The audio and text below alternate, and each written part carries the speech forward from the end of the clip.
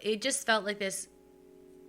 It just felt like it was going to be so hard. And how was I ever going to get past it? And what were people going to think of me? And who was I going to become? And how was I going to make enough money? And how was I going to do it? It was so overwhelming. But when I decided and I did it, and it was hard, so hard. And it got worse before it got better. Sure. But I am telling you, I feel like I get a second chance at life. And I'm so happy. And I've worked really hard to kind of be where I am. And I tell that person, if you get to that point and you know that you can't be your best self in that marriage, that there is, like, it is not the end, you know, and like you are going to have a beautiful, wonderful life, and like you can get past it, and you can, it may even be even better than you would have ever imagined, but you're stronger than you think. I'm Megan Armstrong. Welcome to Life 6 Feet Above. 6 Feet Above was created when I started to share my story of spending 16 years wanting to be 6 feet under, to now living a life full and happy 6 feet above. The more that I started to talk about my journey, my struggles, and my past, the more I realized people were genuinely interested and not judgmental at all, which is what I'd feared for so long. In fact, other people wanted to talk about their story as well, and for some reason they trusted me to do so. So the 6 Feet Above podcast is my way of helping to share other people's stories, finding out what works for them to create a life of happiness. Before we start this episode, I want to let you know it has some explicit language and some very serious subject matter. It may be triggering or sensitive to certain people. Please listen with discretion. This is Greer's story. Welcome back to the 6 Feet Above podcast. I am joined by a friend, Greer Howard. Welcome. Thank you for having me, Megan. You're so welcome. So we got a real rough start to this Friday. Oh my God, you guys, we should have gotten it on camera. I am really quite a guest. You know, you just invite me in, hand me a lovely glass of rosé, and I have one sip and crash it on the floor. Listen, you will forever be remembered in this studio. You have made your imprint. You are here for good. Oh my gosh, that was hysterical. Well, first of all, we were dealing with like the outside noises, and those are gone, which is a good thing. And then I've got these little tables set up, and it's my fault because the microphone is so heavy that it just weighted it down. And we had a rosé down. We did. We had some rosé down, but you know what? It's not going to get us down, and we're okay. I take full responsibility. Yeah. Oh, my gosh. reflexes weren't quite fast enough. Listen, it's Friday, so cheers to Friday. Welcome to episode 28. I'm so excited to have you here. We're going to get into this, but Greer's been all over as a host, as, you know, on air. Have you ever been on a podcast? I have. Okay. I have been on a podcast. Okay. Yes. So this is not your first one. It's not my first podcast. Is this your first one, like talking more about like personal stuff though? Yes. Okay. All right. So we're going to kind of dive in. Unlike my other guests, I actually did not meet Greer in the fitness industry, believe it or not. We met through a mutual friend probably like 3 years ago or so. Yeah. And, you know, just, I always feel like meeting women is harder as you get older, but meeting women that you know that you're going to be friends with happens a lot faster. Does that make sense? It does. It does. I think we have this intuition as we get older where we just know, okay, our lives are going to connect. Yes. And some of it sometimes I don't even think has to do with because you really like them or don't like them, but a lot of it is because you just get so busy that you're like, ooh, our lives are going to align. Right. And you're like, sweet. All right, let's go. Right. Exactly. So Greer and I, we spent New Year's Eve together at a friend's house, and she's the reason I have this new job, really. She's like, why don't you work at Lifetime? And I'm like, I actually haven't thought about that in years. So thank you for that. You're welcome. You're welcome. We've been taking classes together, so it's been a lot of fun, and getting to know you a little bit better has been really rewarding. And I'm excited to share your story because you're the first single mom I've had.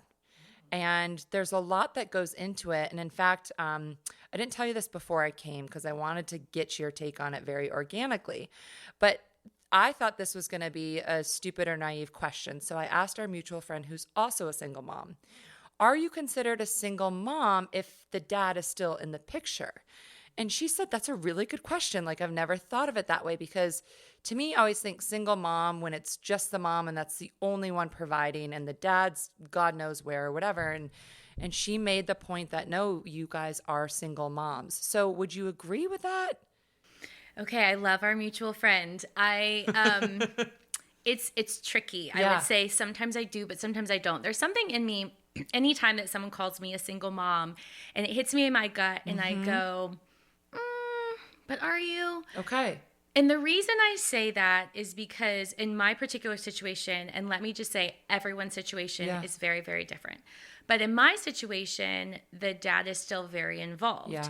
And we have 50-50 custody. So I am not completely on my own because he does have a lot of time with his dad. Right. But I will say when my son is with me during my time, I do feel like a single mom, if that makes sense. Yeah. So when he's with his dad, you have a partner in that sense, but you're really just co-parenting. Yeah. But when I have my son on my own, I do feel like a single mom. I don't have family that lives here, so I do feel like it's me on my own kind of doing it. So, but I don't ever want to say that like the dad's not involved because he is. Right. So it's not the sense of, I do think there are some single mothers that there's no father involved at all. And, that's just, that in all reality is a different situation that I'm living, on a weekly basis. Right. So where are you from originally? So I grew up in Orlando, Florida. Okay. I'm like a 4th generation Floridian. Like everybody's from Florida. And my parents still live there. And when I went off to college, I left and I never went back to live. I mean, I go back to visit. Right. And I think now I've actually surpassed living away from Orlando longer than I was there, which is crazy. Yeah. Does that make you, like, let's say you grew up in Orlando for 20 years and then all of a sudden you live in Atlanta for 21 years. Are you now like, where's home for you? Like, I always think home is home no matter how long you are there or somewhere new. That's just me though. Yeah, it's interesting because so home was definitely Orlando. Then I went off to college at Clemson. That was not home. That felt like college. Right. After college, I moved to Atlanta. When I did marry, because I was married to my ex, when we were together, we moved a lot. Okay. And we were in different places. They never felt like home. Atlanta, to me, ended up feeling like home. And now it is definitely home. And even though I grew up in Orlando, I feel like Atlanta is where I'm going to be for the long haul. And I've really settled into that. Yeah. And I'm proud of that. And I love that. And I'm happy with that. But it is interesting because I have moved to other places and felt that it wasn't home. Okay. So I like to backtrack. I like to, kind of dive into someone's story and then go back to like how they grew up. So you grew up in Orlando. Parents were married growing up, still married now? My parents, yes, they are still married, happily married, which is just mind-blowing. Right? Yes. Mine too. I'm like they hold hands still. I'm like, treat. That's weird, you guys. Yeah. I actually think it in some ways it was wonderful because I had this example, but in other ways I almost think I was jaded because I just thought, oh, well, it's that's how it was going to be. Right. And so it wasn't my experience, but my parents for sure. Yes. Parents worked growing up? Yeah, so my dad owns a family-owned business. Okay. I'm so proud of him. So it's been in our family for over 100 years. It's called Howard Wholesale. It started in 1912. Wow. My great-grandfather started it. My grandfather ran it. My dad worked for my grandfather. My grandfather worked almost until he passed away in his 90s. Right. And my dad is 69 now. Okay. And still runs the business, which is crazy. Wow. And so it's a wholesale business. It's done very well. We're so proud of him and all that he's been able to do.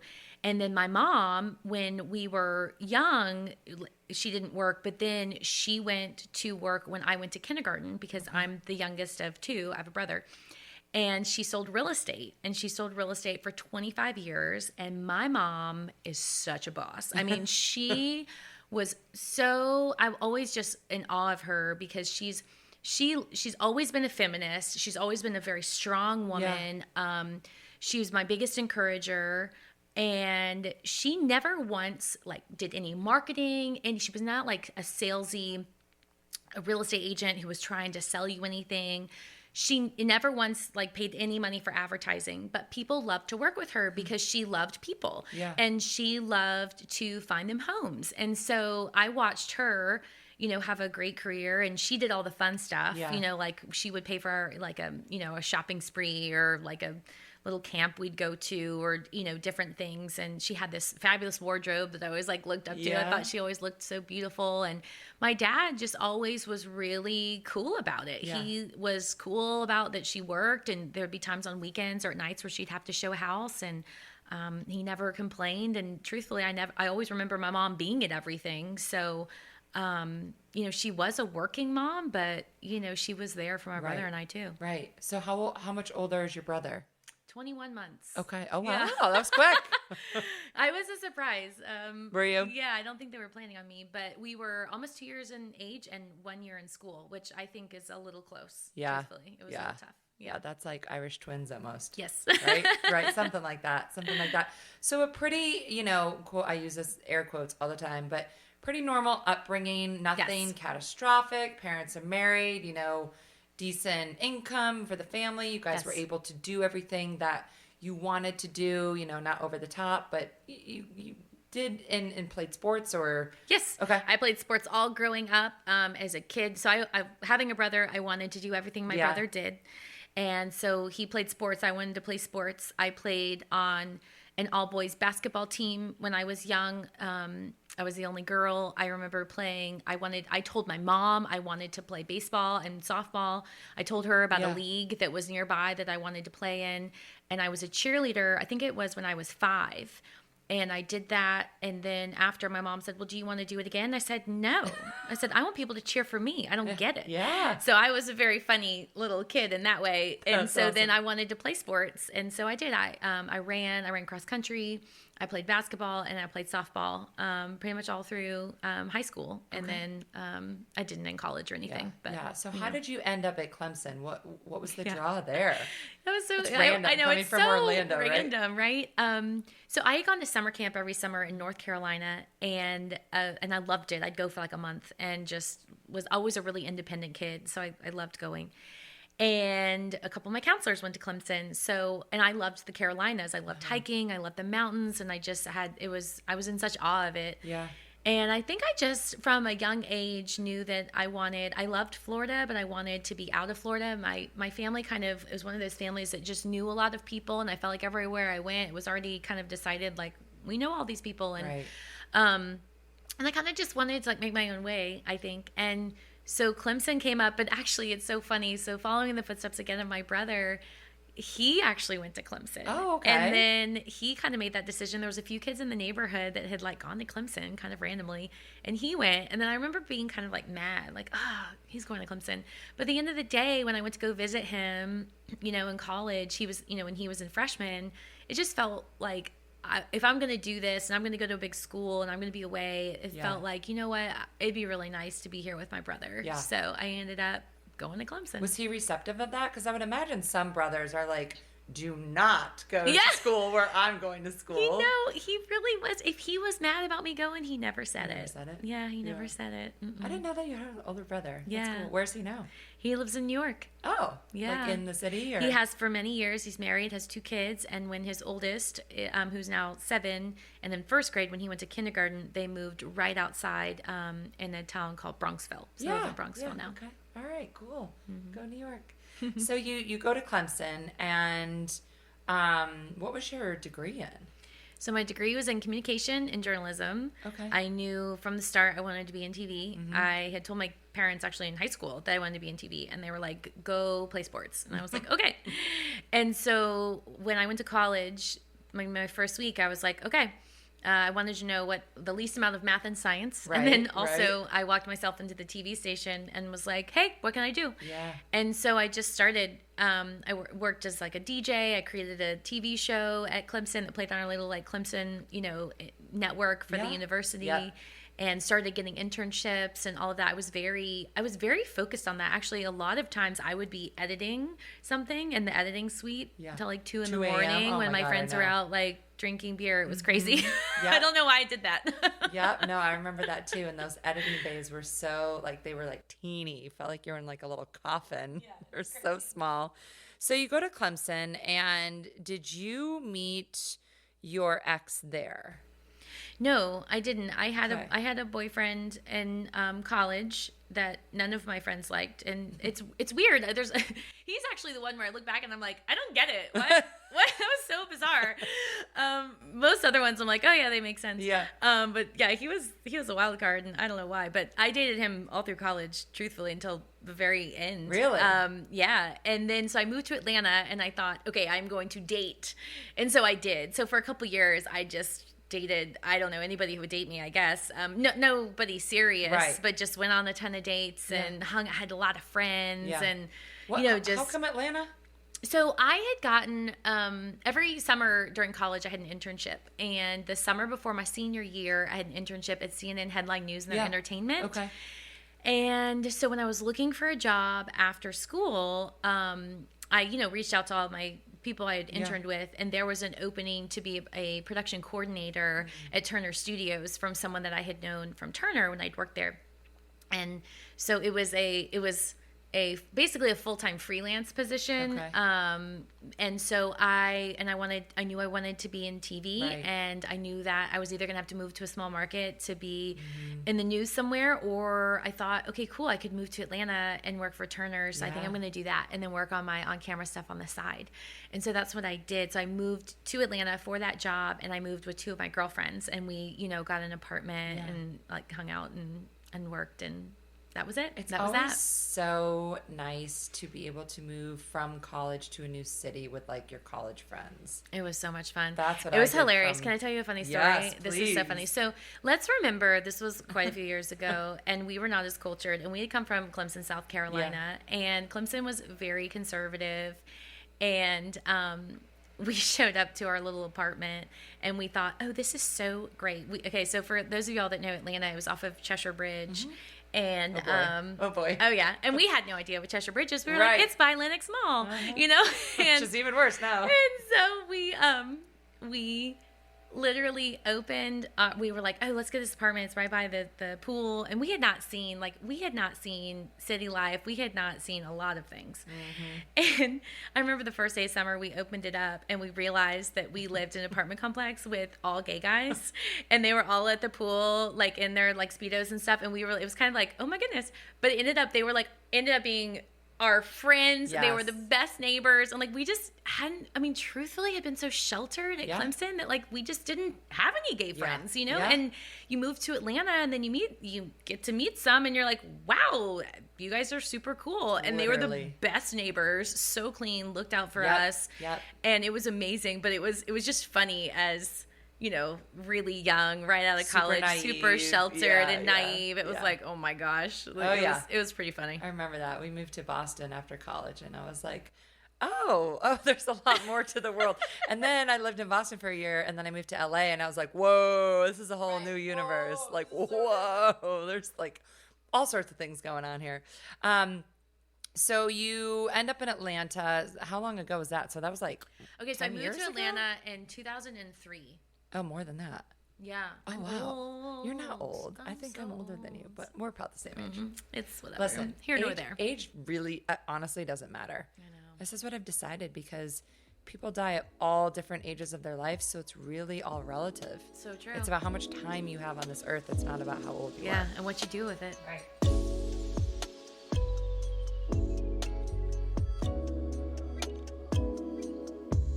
So you are working at CNN, you've got the internship, you're doing all this freelance work, and you're dating left and right. This is like back in the day when Atlanta had some eligible guys. Right. This is way before there was like 10 times Tinder the women to every man. Oh my gosh. God. If Now anyone's on a dating app right now.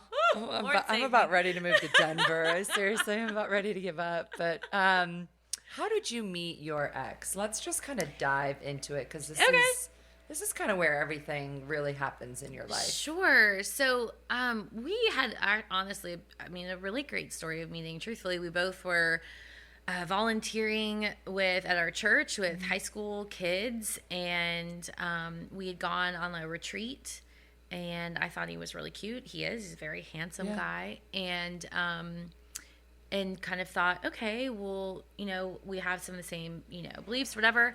And we played a basketball game. And truthfully, I was better at basketball than he was. And I guess I caught his eye. And so we got to know each other there. And I wanted to date him right away, truthfully. And it was about 6 months before we really started dating. Okay. And we dated for 6 months while we both lived in Atlanta. And then he was in the military. And so he left after 6 months. And then we did a year and a half apart. Really? Yes. But after that, we got engaged. So we never ended up, I think that first 6 months, everything's just so woo, wonderful. And then I think, the distance was hard. Yeah. But we stuck it out. He was in Columbus, Mississippi at the time. But that's where we started. Were you, is that like a flight or a drive? I'm really I would bad drive. with geography. Yeah, I would drive. It was I don't remember exactly. I blocked out a lot, truthfully. I feel like it was maybe 4 or 5 hours. And so you kind of dated for 2 years then? Mm-hmm. Pretty much adds up to 2 years. Were those 2 years pretty good? Did you feel like he supported your dreams and you guys had the talks about having a family? Did all of that kind of happen before you got married? So here's the thing. I think I was laser focused on, I thought that he was a great guy, and he is a great guy. And I think I wanted to date him. Mm-hmm. And because he was in the military, he was going through pilot training, and he was a fighter pilot. And so it was a very, very rigorous training. And I think, truthfully, I made the excuses for a very long time of, okay, well, this is his, and I really admired about him that he was driven and that he had a goal, because I'm driven and I have goals, and I thought it was really cool. I really respected that. So I thought, okay, I'm going to support this for, what it is. And then it'll be my turn. Yeah. And truthfully, he was just always, it was very busy and overwhelming. And there wasn't really a lot of time, truthfully, for him to dig into my hopes and my dreams and my goals. And so I think I just glazed over it, and I thought, oh, well, it'll be my turn. I just assumed, because I came from a family where it went back and forth. Right. And I just figured he'd have his time and I'd have my time. And once all the craziness was over, that it would get better. Right. And so I was naive for sure, in that sense. Looking back, do you think that was kind of like a red flag to just kind of who he is and maybe not being supported in the way that you should have been before you got married? For sure. Yeah. I mean, my roommate at the time, who I was very close with, had a lot of concerns about us dating. But here's the thing. I was stubborn. Right. And nobody was going to tell me that I wasn't going to date him. Sure. I had found a great guy. Yeah. And so I had just decided, and I wasn't open to what, the person who was really close to me, my roommate, and her saying, these are red flags. I don't feel like this is the way it should go, and me just making excuses. Yeah. And I think for the right person, truthfully, I don't blame him at all, because to do what he had to do, you really do have to focus on a certain level, and other people in your life do have to kind of go to the side. Right. I just don't think that maybe I was the right, the right fit. And what happened was when we got married, we got married, and then I immediately moved to Columbus, Mississippi. Okay. And I left my family. I left all of my friends. I left my career at the time. My career had been going really, really well. I mean, I was on camera. I had been working for a softball show on Fox Sports Net for 3 years, traveling the country, going to Major League Baseball stadiums. I had been recruited by William Morris Agency out in LA to be one of their hosts. They, at the time, Ryan Seacrest was on their roster, and all of these just really high-level people that I looked up to, and I could see my track. And at the time, there weren't quite as many women as there are now in sports, and we're still kind of working towards all that. And I wanted to do sports and entertainment, and that door was sort of starting to open, and they were like, "Hey, we can do this for you." And I remember we were dating, and it was like, "Hey, if you will let us move you anywhere in the country, we can get you on the fast track. Like you're doing it." And I remember going to him, and he was like, "Well, you can do it, but we probably won't make it," because he had to focus on the things he was doing. And I at the time, I think you kind of get to an age where you think, okay, I'm supposed to get married, I'm supposed to do these things, okay, and this is a great guy, and so I'm gonna do it. And love conquers all, and love doesn't. I don't know why people say that. It's a very weird thing to say. And so I gave it up. And I kept thinking, because I'd had other opportunities in the past that would come along, and then things work out, things don't work out. And I thought, well, something else will come. So I ended up getting married to him and moved to Mississippi. And we lived in a house that was someone else's, that all of their stuff was there. We slept, I think, in their guest room. I think he was off on a deployment, and she was a nurse, so she had gone home or something. We took care of their 2 dogs. Oh, wow. And I had no job. I had no friends. I was so lonely, and I didn't know what to do with myself, because I had come from this space of working all the time and friends, and that was the beginning. So we were in Mississippi, and then we proceeded to move 10 times in 2.5 years. 10 times. And every time I would think I would be about to get my bearings on where we were, something would change, and we would have something else. And every time I just felt lonelier, and granted, it's not his fault, but like his training was very intense. And so, he would come home, and I hadn't been talking to anyone all day. And so I would I would make dinner. That was my big event, I'd make dinner, and we'd talk, and this isn't me. Like I mean, if anyone knows me now, like, oh my gosh, I'm doing all kinds of things during the day. I mean, I make dinner, but that's just a thing, it's not like the event. And I would want to talk, and he would look at the clock and be like, I got to go study. And he eventually told me, he said, can you save your questions for Saturday? And I was like, I'm sorry, what? And it was like, just ask, don't ask me questions during the week, just ask me on Saturday. And I was like, oh, and something you want to ask on Monday that's like silly, you don't want to ask on Saturday because it's gone, and it's moved on. And then you feel like you have this list of questions on Saturday. You don't want to have an appointment to talk to your husband either, right? Yeah. Like, and so, and granted, I think it's what kind of some of that military training kind of does to you. And, but I was just sort of left like alone, and it was just really hard. It was really, really hard. And I really struggled. And then after the 2.5 years, and then he had gone through a lot of things. He passed out in an airplane in a single seat fighter jet. He almost died. And came in, and then went away for the weekend, on some guy thing they were doing.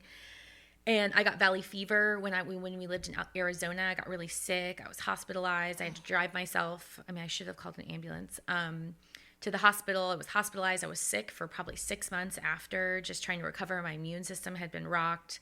And so my whole life had I didn't know who I was anymore. I didn't know what I was doing. I didn't feel like I had any worth. I felt like I was this shell of a human.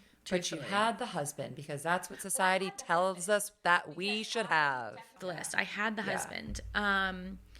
And so after 2.5 years, and it was just a struggle back and forth, And there was a couple times where we had to move back and like live with his parents, and that's a whole nother thing. And I remember the day that he told me, and the original plan when we got married was like, it was 3 years. We were going to kind of be away, but only like 2 or 3 places. And then we'd move back to Atlanta, and Atlanta was going to be our home. And at the 2.5 year mark, he said to me, okay, well, I took a full-time job in Missouri, and I call it nowhere, Missouri. It was like an hour and a half outside of Kansas City. And we were driving, I think cross country at this point, because knew we were having to go somewhere. And I had the biggest breakdown I've ever had in my entire life. I mean, like in the car? Sobbing. I mean, I had a complete meltdown. Just sobbing. It was like my death sentence. And I hadn't even been, I wasn't even considered in the conversation, truthfully. And I'm not saying that's his fault. It's just, that was what was happening. Right, is we were going to what I call nowhere, Missouri. And I just said, oh my God, I cannot live there. And I remember thinking at that moment, I thought, we aren't going to make it. I was like, we are not going to make it. I cannot make it. And with him. But then I thought, you do not get divorced. Right. You don't get divorced. Right. People, you don't get divorced, Greer. You made a commitment. You don't get divorced. So, to his credit, and I'll give it to him. When I had this breakdown, he was like, whoa, okay, she is not well. This is, and I think he realized, okay, this is for real. This is for real. Yeah. And this is not going well. And I'm going to Missouri because this is what I have to do. And she is not going to do well in Missouri. And so I will give it to him. And he said, okay, we'll move you back to Atlanta. So we bought a house in Atlanta. Okay. So that we could try to establish roots back in Atlanta. I had told him that I had not had the intention of walking away from my career forever. And he said, okay, fine. We'll move back to Atlanta. You can be around your friends. You can try to work on your career. And I will move to Missouri. Really? Yes. And stay married? And stay married. That was his solution? Oh, yeah. Well, he wasn't going to get divorced either. So it was like, we're not getting divorced. All right. So that is and what we did. And you've got to be, what, late 20s at this point? Okay, yeah, because I'd have to look. I'm trying to remember. I was probably mid 20s when we got married, mid to maybe 26-ish, you know. So I was late 20s. Yeah, I was like late 20s. I wasn't, young. We weren't like super young. And I really think that is where it kind of started to take the turn a little bit. So I did start to work again, and I started to kind of gain some things back, but we weren't seeing each other. And I remember, we would talk, but he was very tired. He didn't have a great living situation. And, he lived with a roommate, and in Missouri. In Missouri. Okay. I didn't really want to go up there much, truthfully. Yeah. It was kind of dirty and, it was a spare room. There's nothing to do during the day. 6-year-old boys aren't great. Yeah, really. it was just kind of gross. And so we would see each other probably every 2 weeks. Yeah. And again, I'll give it to him. He did most of the traveling. Like he would drive an hour and a half to the airport. He would fly in, he'd stay for 24 hours and then he'd fly home. But, you were only seeing each other every 2 weeks. And I can remember the pattern of feeling like I was really happy during the week. And then I remember feeling it was heavy, like when I knew he was coming in. And I wasn't allowed. So at that point, he didn't want me, like when I would pick him up at the airport, there were certain things that were like important to him. Like I would answer the phone to cheery. So I had to like put his name with a sad face so I could see when he would call me to lower my mood, to not be too happy and not be too excited to talk to him. And then on Fridays, one of the things was I wasn't allowed. I needed to not ask him questions. I needed to let him breathe. Like when I got in the car, not to be too excited, not to like asked too many questions. So again, it was save your questions for Saturday. Right, It was like, right. when I come in on Fridays, don't be too much. And that was a lot of it during, the military. Was like, don't wear too much Right, makeup, don't of wear course. heels, don't be too pretty, and don't, like, and it was like, what? Okay. Don't be yourself. Yeah. Yeah. And I would be too loud, or I'd talk too close to somebody, and I am a close talker, so I'm sorry. That does happen. Not on purpose, but I do. It's just because I love people. But COVID has, helped me with that. And so that was sort of how it went. And then I remember I got pregnant. Okay. And so this had been going on for a little bit, and we had not been. Did you just feel like it was a chore? Like him coming into town, it was just like, again, you're kind of like checking the boxes because you have to, not like you just have to see your husband. Like that's what you have to do. Or did you still have that sense of like, this can still work, right? I thought for a while, I think if I thought it was a chore, I didn't say that. Yeah. But I just remember that feeling of like, he would come home and I would start to feel very stressed. I would just be like, okay, focus for the 24 hours Right. and like, let's be on point. And then he would leave and I'd be relieved. Yeah. Okay. And it just felt easier. Yeah.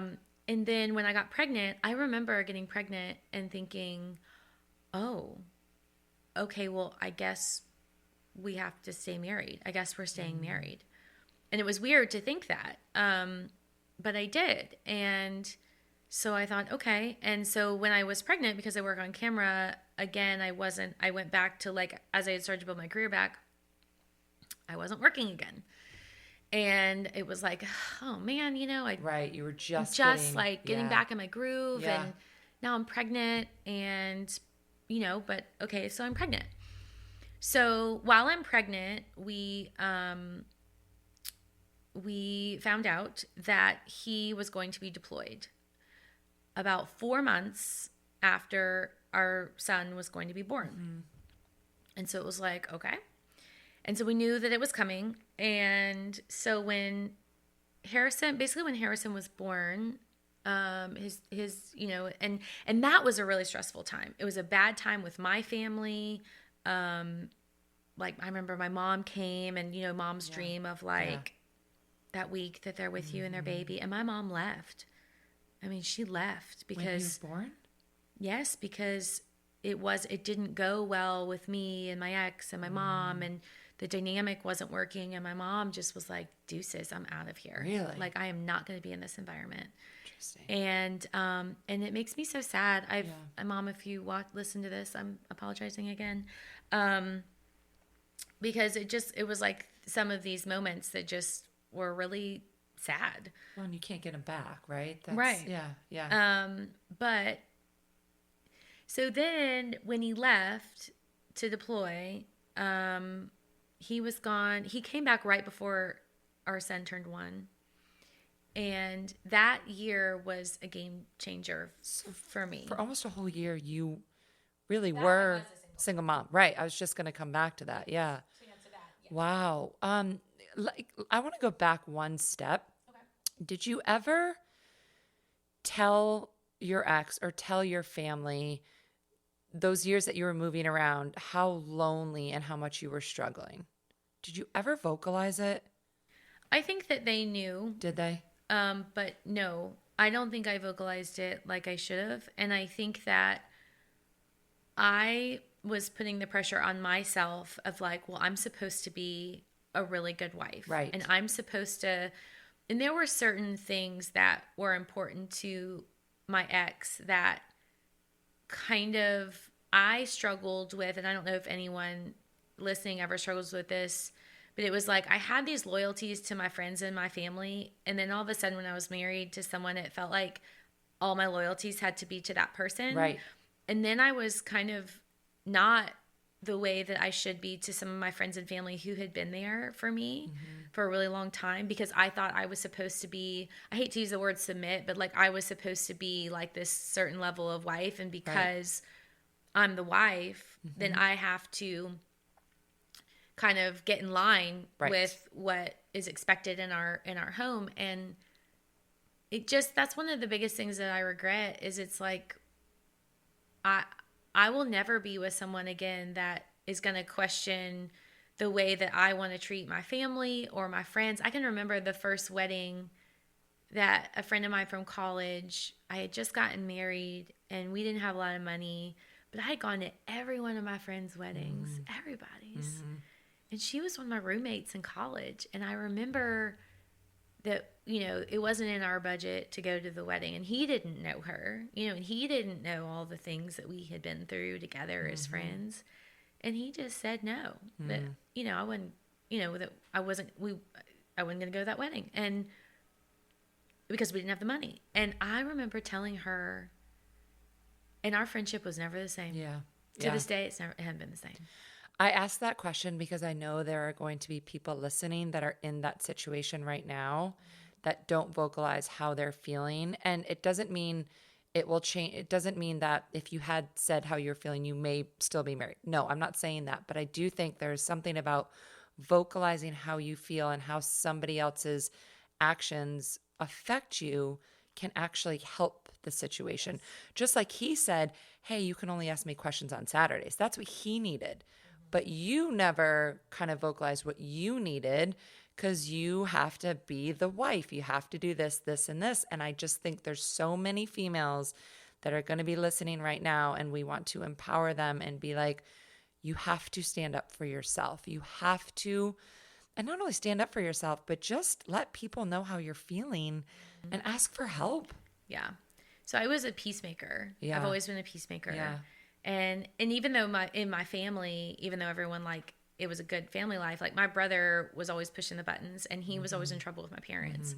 So I got in the habit of like just stuffing a lot of my things down because and it was like, well, I could handle it, Right. you know? Right. And what I learned from my counselor when I was going through a lot of counseling through my divorce is the problem with that is like, I would stuff it and everything would be good. And I would stuff it and it would be good. And I would stuff it and then I would be good. And then I was like just like a pot of boiling water. And then I would just explode. Yep. And so I got to the point with my ex, which, you know, I apologize for. And I know that this was a big like miss on my part.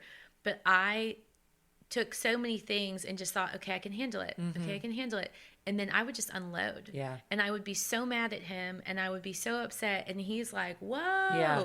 you know, because I hadn't told him the little things along the way. Right. And then I would just like lose my mind. Right. And I don't do that. I mean, like people that know me know that I don't do that. I'm not that way. Yeah, you're level-headed and... But I did do that. Right. I did do that with him, and he would say differently, you Right. know, that no, she can lose her mind, you Right. know, on somebody. Right. Because for you, it's you think about this stuff all the time, but for him, he's hearing the stuff for the first time when you explode.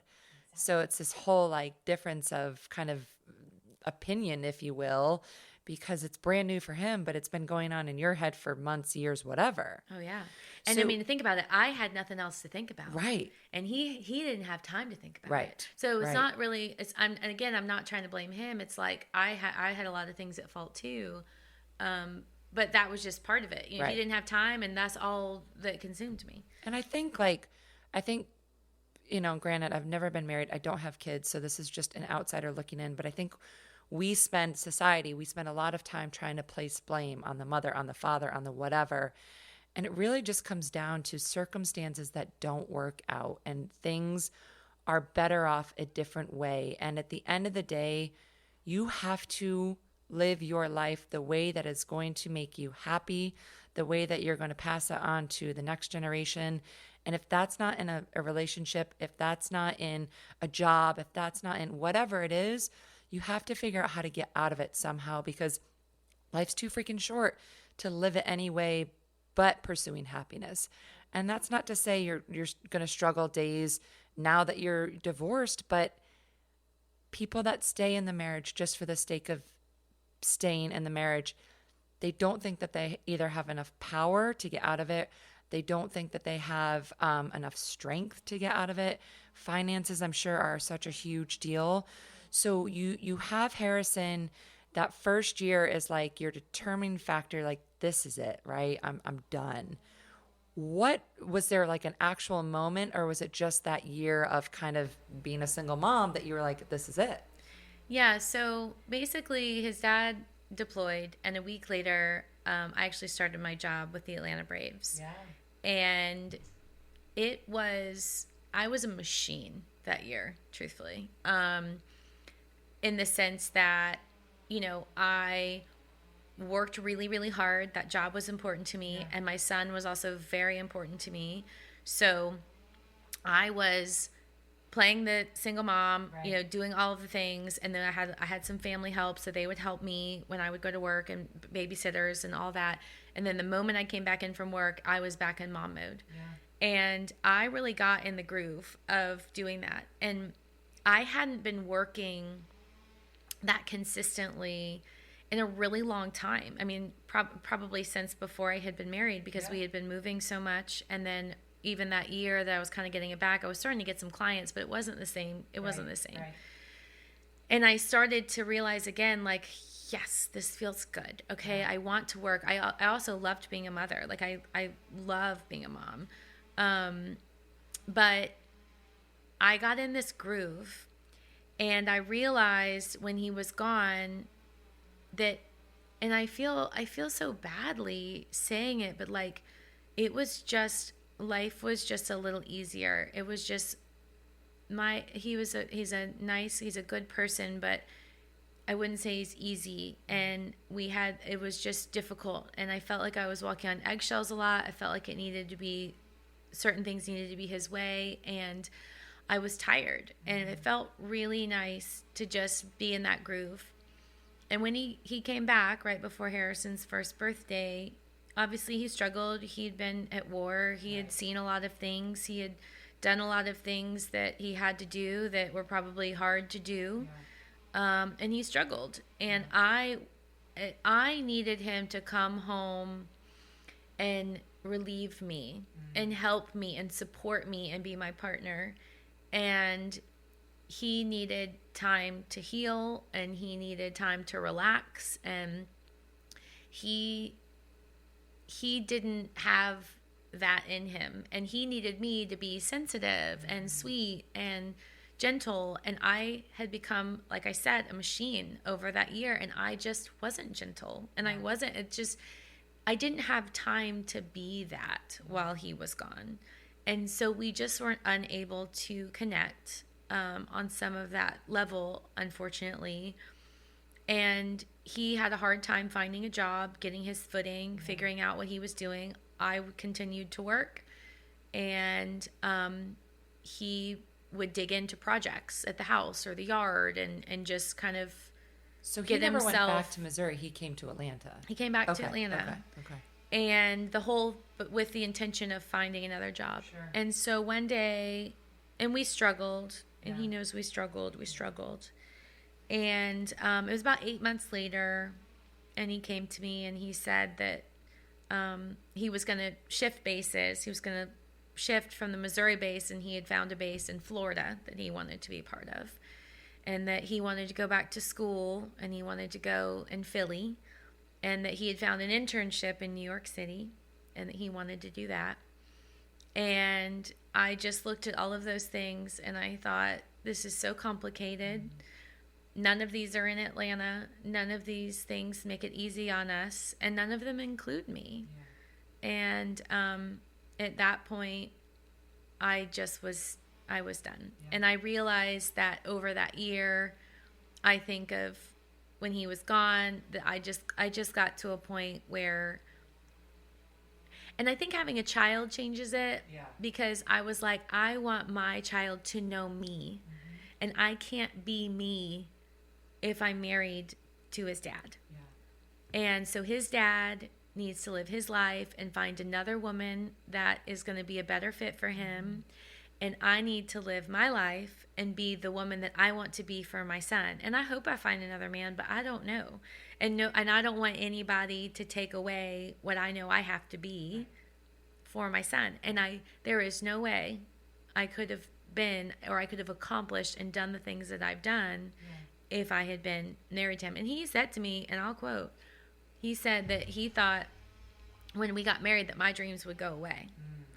And that my dreams would be his dreams. And my dreams weren't his dreams. And I was happy to support his dreams, but I also wanted somebody to support mine, Right.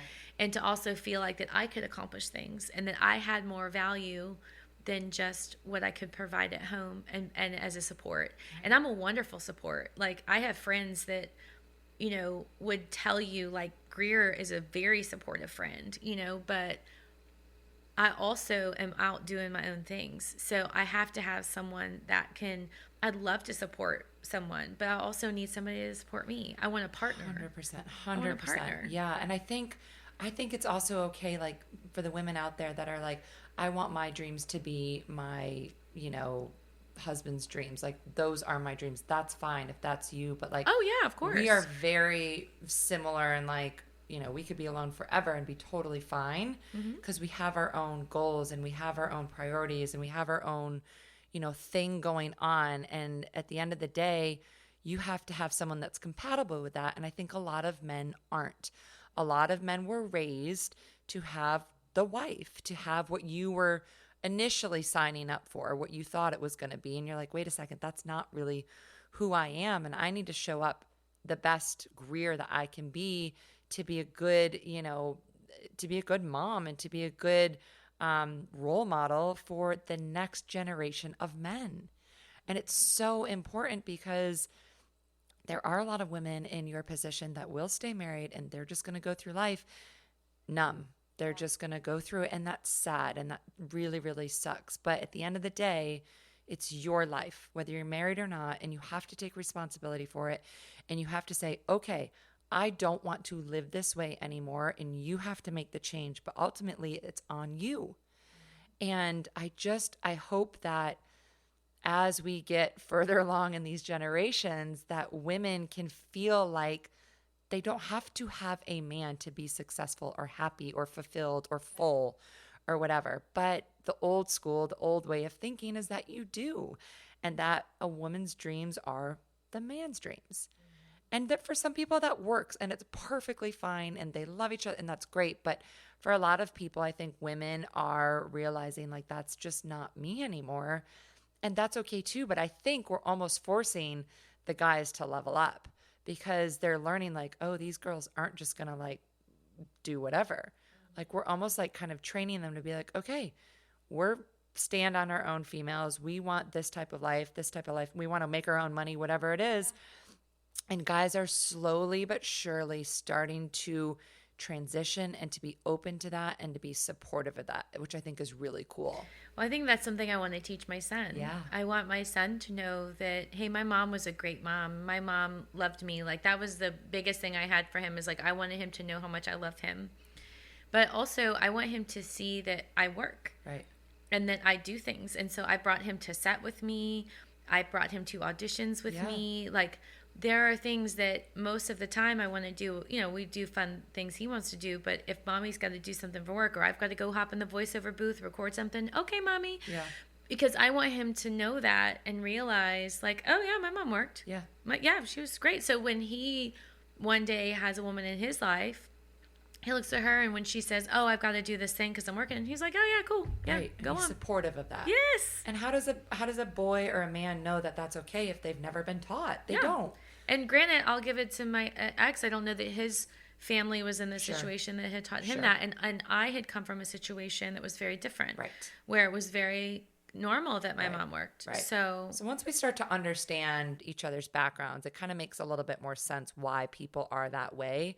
It doesn't excuse them. It doesn't give them the right to treat us a certain way. But at least we can, like, understand, like, of course you would act that way because that's what you grew up with, right? So at least we can understand a little bit more and have a little bit more compassion and grace. And I think it's really cool that you it's like Harrison is a part of your life. He's not your whole life, which is really important too, because sometimes that puts a lot of pressure on a kid. Yeah. I grew up as an only child, and I felt like I was my parents' life. And if I messed up or didn't do something right, it was like a huge catastrophe, right? So incorporating them into your life versus like you're just all I live for is really important too, for an adult, father, mother, and the kid. Like it kind of goes both ways because nobody feels the same amount of pressure as if like you're my be all and end all and I'm going to like cover you and smother you all the time, right?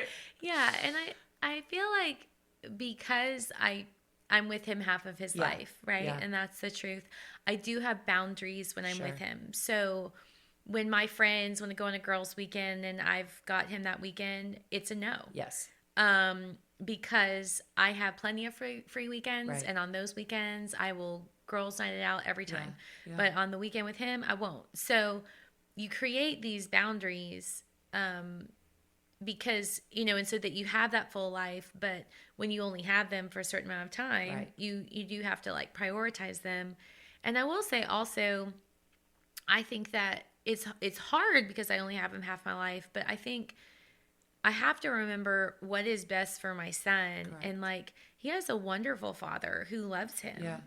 And he is a good person, and there's a lot of great things that he is going to give his son.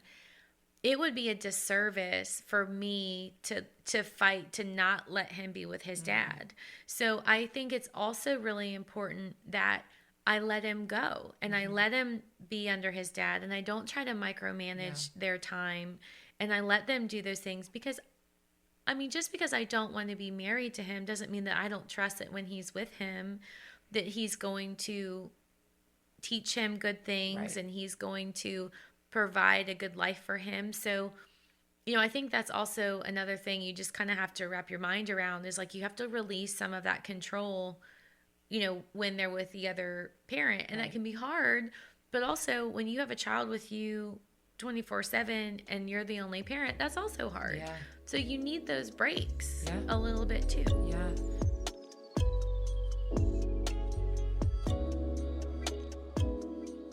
So let's kind of, you know, you get divorced, you figure out, it sounds like, and tell me if I'm wrong, but it's almost like you went through the worst of it before you even made that decision to get divorced. Because you kind of already had it figured out once you're like, I'm going to pull the trigger. Did you tell him that you wanted to file for divorce, or was it mutual, or it was on you? Yeah, and I think that's a really hard one because I think you're right. I had processed so much of it, and like we said, I sort of had a lot of that time. Yeah. And I think he was distracted by other pressures in his life, and I was just done. Mm-hmm. And I think I got to a place where I was done, and I was cold, and I was empty, and I was emotionless, and I had made my decision. And I think on his end, that was probably very hard to receive because he wasn't ready for it. He hadn't processed Right. it. And I think I probably came across as cold and very hurtful. Yeah. And I didn't mean to do that, but like you said, I had processed it over such a long period of time that by the time I finally got the courage to say it was so scary to say Yeah. I am done. But when I did not look back. Yeah. Because I had wrestled with it for so long, and I think that was really hard on the receiving end. Sure. For him because he wasn't quite ready for that. And so there was, again, that miscommunication, I think. And so that was hard. That was one of the hardest thing I've ever done. And, you know, we had a lot of good times too, and he was a good guy, and I loved him. But love isn't enough. Right. And love gets smashed and squandered and thrown out the door if you don't have some other things to support that love. If it doesn't make sense, if some of the things in your life don't make sense, I just think it's really hard to only depend on that love because love can go away, you know? Now, love of my child is different. Right. That's an unconditional love. He's mine. Right. I mean, he could do some horrific things and I would be disappointed and mad and upset, but I'm never going to not love him. Right. It's different with someone you choose. Yeah. It's not blood. It's just different. But someone you birth, it's a different kind of love. Well, and it sounds like, you know, half of the human that you love is also him. Totally. So in a way, there's still love there, but it's just much different. Oh, the best thing that he ever gave me was our son. Yeah. I mean, I am so grateful to be a You're gonna make me mother. cry. That's so sweet. Well, I am. Yeah. I mean, and I truthfully wouldn't change a thing. Yeah. Because I wouldn't have him. Right. And so that's part of the story, and it's hurtful and it's hard, but I wouldn't change it because I get that little guy, and he's amazing. He is a good guy. He's amazing to me, you know, because he's mine. Yeah. I'm biased. What would you tell someone in their 20s, 30s, 40s, that's married with a kid, maybe two kids, that is really struggling, that knows they've been unhappy for months, years, whatever, that is so close to taking that leap of faith, but there's something holding them back? So I always want to be careful because you never know anybody's situation. Right. And I think you know when you've done everything that you can. And I think when you're married to someone, you need to give that extra effort, that every little ounce and bit you can to try to make it work. And if you have kids, you try to make it work. Sure. But if you go down that road and you can't, I remember just thinking, it just felt like this. It just felt like it was going to be so hard, and how was I ever going to get past it? And what were people going to think of me? And who was I going to become? And how was I going to make enough money? And how was I going to do it? It was so overwhelming. But when I decided and I did it, and it was hard, so hard, and it got worse before it got better. Sure. But I am telling you, I feel like I get a second chance at life. And I'm so happy. And I've worked really hard to kind of be where I am. And I tell that person, if you get to that point and you know that you can't be your best self in that marriage, that there is, like, it is not the end, you know, and like you are going to have a beautiful, wonderful life, and like you can get past it, and you can, it may even be even better than you would have ever imagined, but you're stronger than you think. And people will say it to me, like, oh, you're so strong. I'm like, I don't even know what you're talking about, you know, but and especially I think it's just, if you're going to do it, like you're going to do what needs to be done.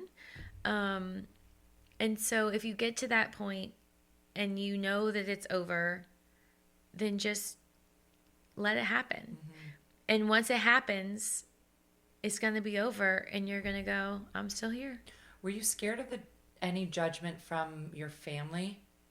I was, yes. Coming from parents that are still married, right? Yeah. I was nervous of that at first, but, you know, once I told them, they have been so supportive and understanding, and my brother as well. I just think they felt like, whoa, we know that you are not well, and we want you to be well, and if this is what needs to happen, then we support you. Yeah, I think they were there the whole way. It comes down to communication. When you explain to somebody, like, I feel like I have to do this because this is how I've been feeling for years, and I don't feel my authentic self, and I feel whatever you're feeling. Once you explain to someone, they're more likely to be like, oh, I get it, and I support your decision, even if they've never been through it. But I think that's so incredibly important. Like, I come from a very conservative family too, and there's been several things throughout my life that I know how to deal with my parents. My mom's very anxious. My dad is just very kind of like cut and dry.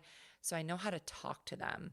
So again, understanding the way someone is going to perceive your information and how to speak to them and really explain why you're doing something makes such a big difference. It's a huge difference. And I think you have to know you're going to lose some people along the way. You're going to disappoint some people. Some people are going to be upset with you. But those people aren't your people. Everyone that I lost in that, I wish them well. Yeah. But truthfully, even when I was married, I knew that they weren't my people. Yeah. And they liked me because I was married to them, and they easily let me go when I wasn't. Yeah. And every single one of my friends that was my friend before was my friend after. Yeah. There's not one of my friends that loved me before that didn't love me after. And that, it was only people that was because we were connected, because of my ex. And I think that goes back to what we were talking about when I didn't speak up for those same people Sure. when Sure. I was married. Right. Of, no, they can come visit or we can go do that. Yeah. Like, I want to do that. They stood by me. And those are your real friends and the people that love you. And, I even feel like friends have become family to me because I live not near my family. Right. Right. And I've met, like our mutual friend, she's family to me. And you figure it out. And you don't know the answers right now, but I promise you'll figure it out. And the people that love you will be there. And those are the ones that you want. And I always say everything is a big deal when it's happening. Look back at some of the most difficult points in your life. Like when you were there in that moment, didn't you think it was the biggest deal ever, but you got through it? Somehow you made it through. You're here today. And if you can make it through that, you can make it through this, and you can make it through something that's going to happen 5 years from now. Like it's all just about practicing, practicing the emotion, practicing the hurt, the pain, the whatever. But going through the process is really important. And if you never give yourself that experience, then you're never going to get good at it. Yeah. Right. And you know what? You get one life. Yeah. And if you in your current circumstance, you aren't able to live your life to the fullest and you feel like you need a change, that's okay. It's on you though. Right? Yeah. It's on you. I mean, you're going to have to make that change. Yeah. No one else is going to do it for you. You've got to decide when you look back at your life, what is it going to look like? Right. And I knew I could see I could see what had happened. I could see who I had become. And I knew that if I continued on that path, it was only going to get worse. Yeah. And I wasn't going to be able to be me. Yeah. And I would just look at my little guy and I was like, ain't no way he's not going to know the real me. Mm-hmm. No way. And I hate it. It makes me so sad to say this. I don't mean this, but like, I love being divorced. I do. I'm so happy. I feel like I fought really hard to build back my life. And, there were certain things that I wanted to accomplish before, truthfully, I even let someone else into my life. And I've been divorced now like 4.5-ish years. And I've accomplished them. Yeah. And it was really important to me to like make sure some of those things were together. And so now, if someone is going to come into my life in a relationship form, romantically, they are coming to be my partner. Right. And they are coming fully like, this is who I am. Right. This is what I'm doing. And like, you either love that or keep it moving. Right. And I will love what you're doing and who you are.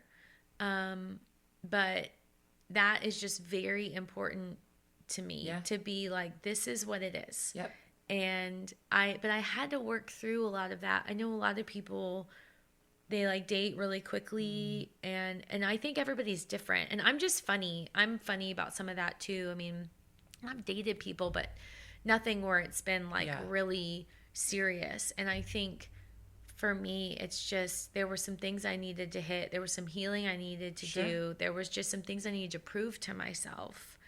And I've done them. And so now I feel like, okay, I feel like I can let my guard down a little. And if it happens, great.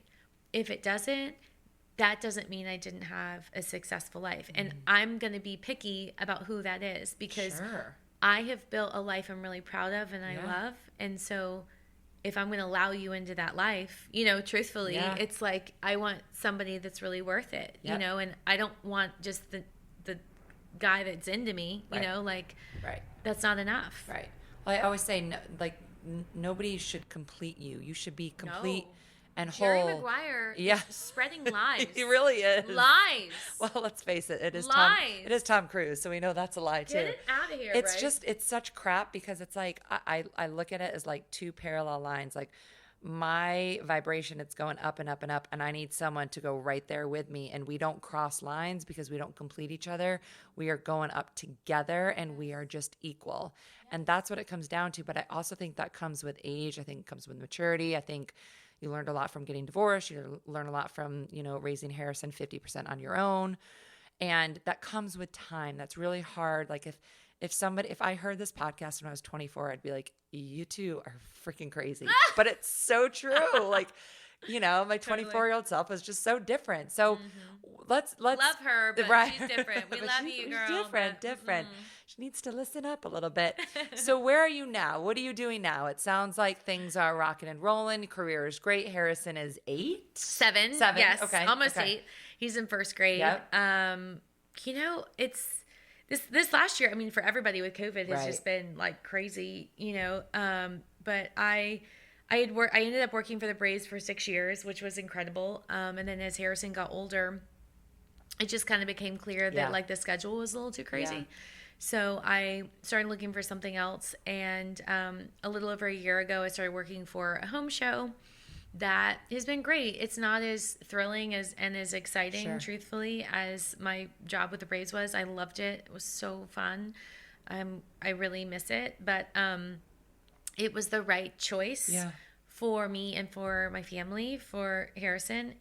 But it also allows me to do other things. So I always laugh when people are like, what do you do? I'm like, well, how long do you have and how much do you really care? That's how I feel. Because yes, that's a thing, but I do a lot of on-camera work and voiceover and I've, work with different clients with things on social and it's just a whole beautiful mess. And I love it. Yeah. I love it so much. I love not being defined by one job and having different clients and keeping the different balls in the air and meeting new people. And so I feel like I'm in a really good space with that. And I feel like I'm in a little bit more control of when I'm working. I work really, really hard when my son is with his dad. And then when he's with me, I do what I need to do and I shut it down, and I'm with him. So sometimes I feel like it's a little compartmentalized, but that's okay. But it works for you and you're happy and you exude happiness. Like I feel like I'm very intuitive of people, and when people are struggling, I can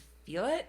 And I remember when I first met you, I was like, I feel like this woman, and this was years ago, was like on this path, and I feel differently now sitting across from you than I did when I first met you. Ooh, what does that mean? I don't know. So there is a point that I wanted to point out. So no, this is cool. So you say that you miss the Braves and all this, but do you ever look back and be like, well, the Braves didn't happen last year anyways, so thank God I took that other job. Oh, yes, totally. I've thought that a million times. It wasn't happening. I think that's a lot for a lot of people. I've talked to a few people. I'm like, do you realize you wouldn't have had that last year anyways? And they're oh yeah, you're right. Totally. They're just now interviewing for my old job. Really? Yeah, because they didn't need to fill it. They didn't fill it right? last But year. It's God's way or the universe's way or whatever you believe in.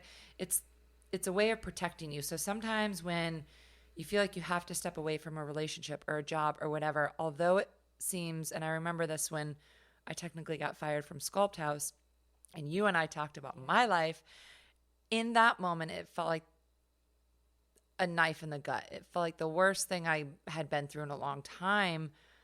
But looking back, I'm like, okay, this is why it happened. And thank God it happened this way. So when you're in a relationship or a job or a friendship or whatever, know that in that moment, it's going to suck. And it's probably going to suck for a while afterwards.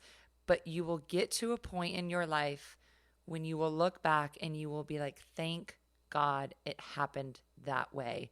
Because I am here now and I have 40, 50 more years, hopefully, of a really good life to live. And if I had stayed with that, I wouldn't be where I am now. Yeah. And that's what I get from your story. I feel that every day. Yeah.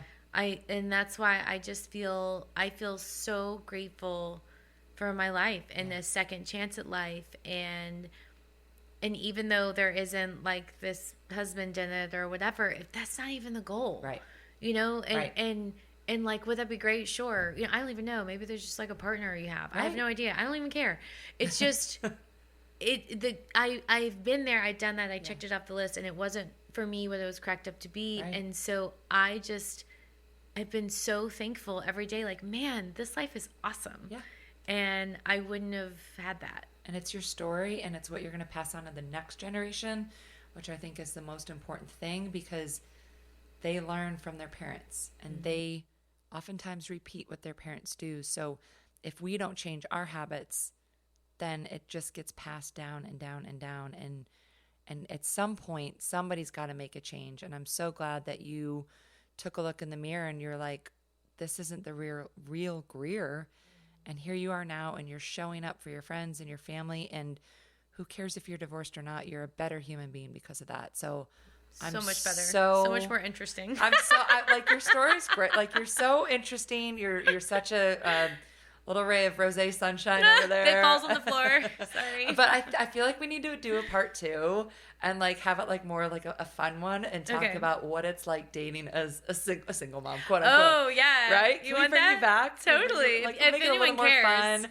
Maybe we'll do like a little. It's actually hilarious. Question box. Yeah, it's very funny. I've had a lot of funny stories. Like not many successful ones, but a lot of just like, wow, I can't believe that happened. It's hysterical. Well, I'm just honored to, I'm honored that you came on. I know it's a little intimidating when we open up and we talk about like real life things, but it's so important. And there's going to be hundreds and, more than that are going through very similar things, that this will actually help and maybe give them something to think about and hopefully some takeaways. And that's the whole purpose of this podcast, is to say like, your life can really suck in a moment, or a big chunk of your life can suck, but it doesn't have to be that way forever. Yeah. And you're a perfect example of that. So where can we find you? Okay. So my name is Greer Howard, and if you are on IG, it's just at greer.howard. I have a website, greerhoward.com. Mm-hmm. I don't check Facebook a lot, but you can do that. What about the home show? What's the home show? Oh yeah, Atlanta's Best New Homes is the show that I host. It's on Saturday mornings on Fox 5 in Atlanta at 9:30. Awesome. So you can watch that every week. So yeah, and I'm just always out and about doing something. And follow along, because we are going to have an update on our dating lives at one point in time. We're going to have to get like a whole panel. We're going to need 2 rosé bottles. Yes, definitely going to need more rosé. Well, thank you for being on the 6 Feet Above podcast. I appreciate it. Thanks for having me. Thank you for listening to this episode of the 6 Feet Above podcast. I'm your host, Megan Armstrong. Subscribe so you never miss another episode, as a new episode is released every Tuesday. And if you're enjoying the series, please give us a 5-star review on Apple Podcast. Follow the show on Instagram at 6 Feet Above Podcast to keep the conversation going, and feel free to reach out to me directly at Megstagram11. This episode is a product of Audiographies, produced by Megan Armstrong and Denor Sepolia, edited by Jacob Smolian, and the music is by Keenan Willis. Funded by yours truly. I'll see you next time.